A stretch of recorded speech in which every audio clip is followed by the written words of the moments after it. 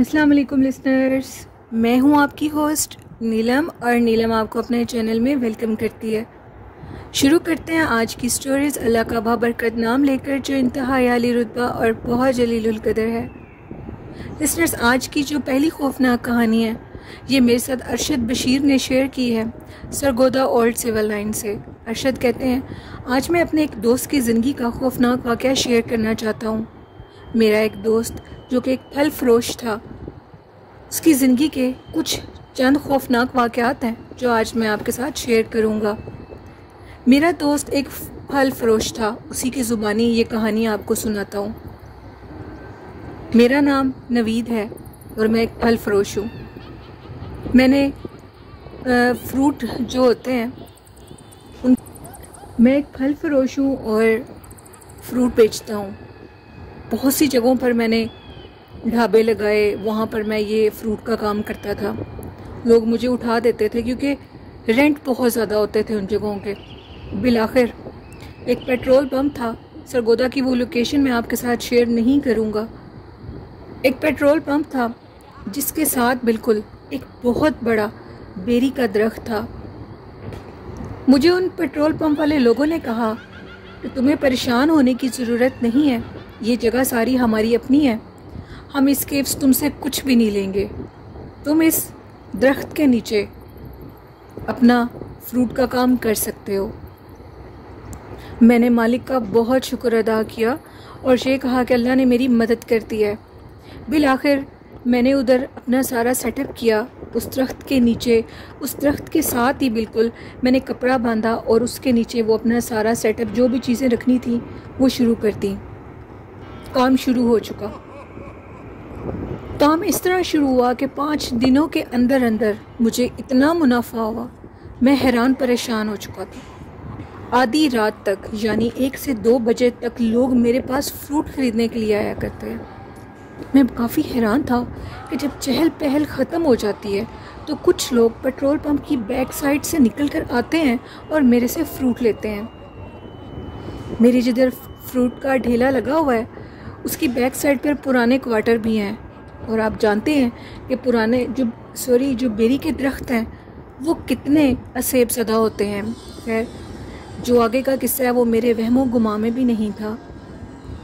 अब रात के 2 बजे तक वो लोग आते और मुझे कहते हैं कि तुम शॉप लेट बंद किया करो, यानी अपना ठेला देर से बंद किया करो।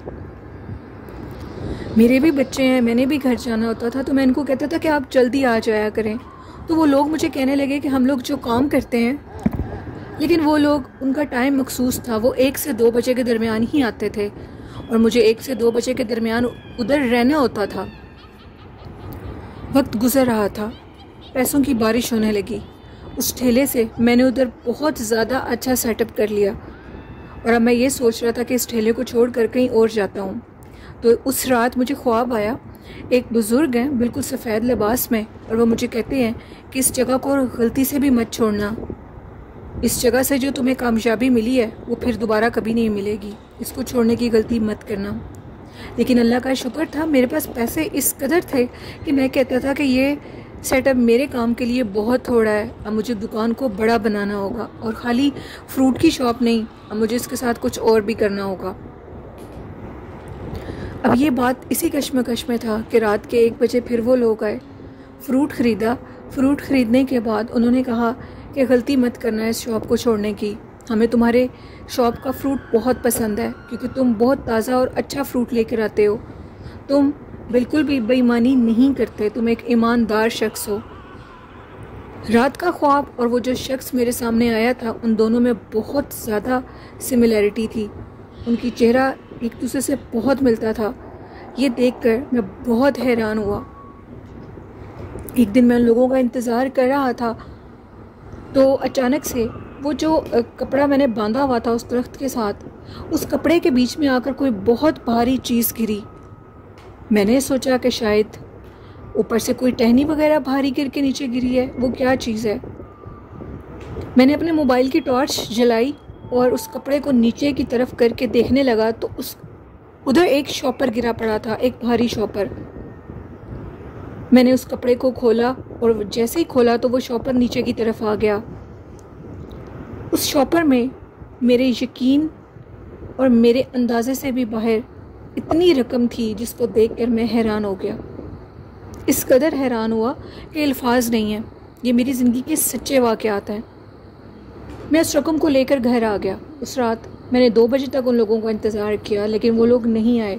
बिलाखिर मैंने अपने ढेले को बंद कर दिया।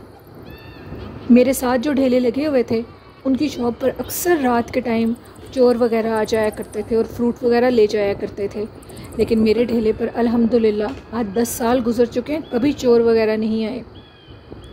मैंने उस रकम से और कारोबार बना लिए, लेकिन इस शॉप को अब भी मैं खुद ही चलाता हूँ और इसको खुद ही इस्तेमाल करता हूँ।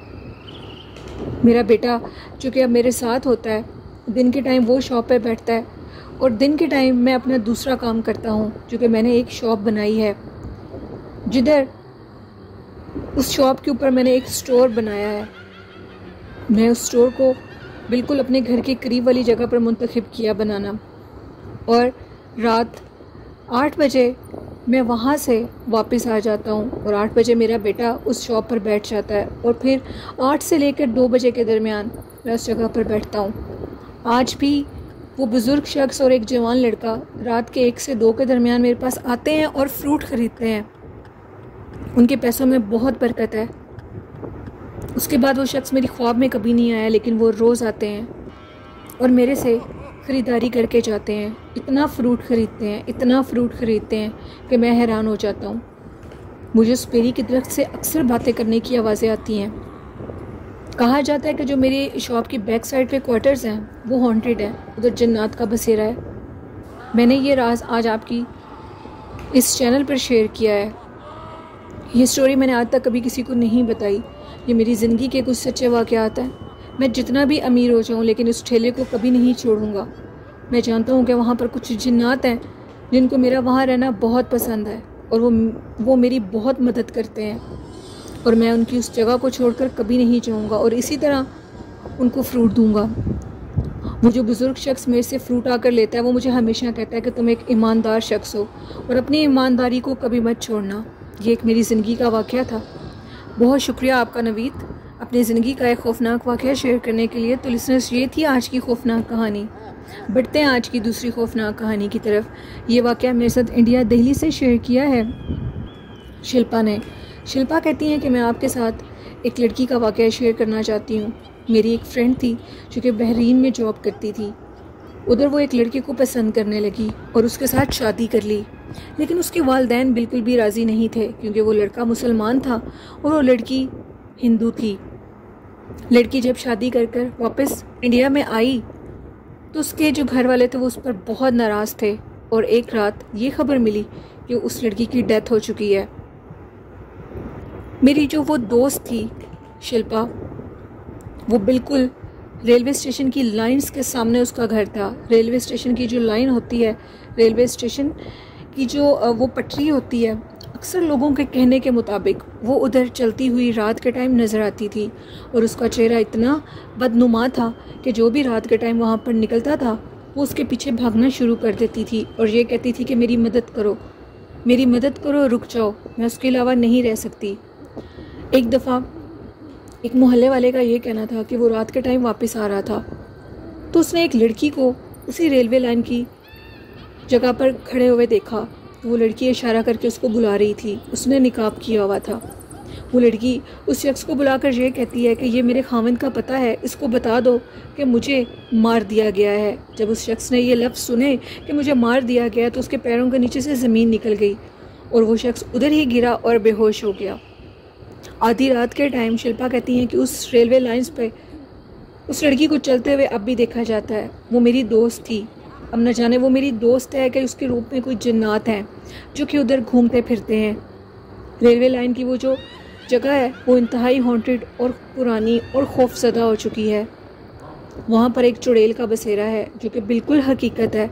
उसका होना उधर इस चीज़ की ये सबूत है कि वो उधर है कि वहाँ पर रात के टाइम पथराव होता है। लोग जब रात के टाइम वहाँ से गुजरते हैं तो वो वहाँ पर कोई मखलूक पत्थर फेंकती है।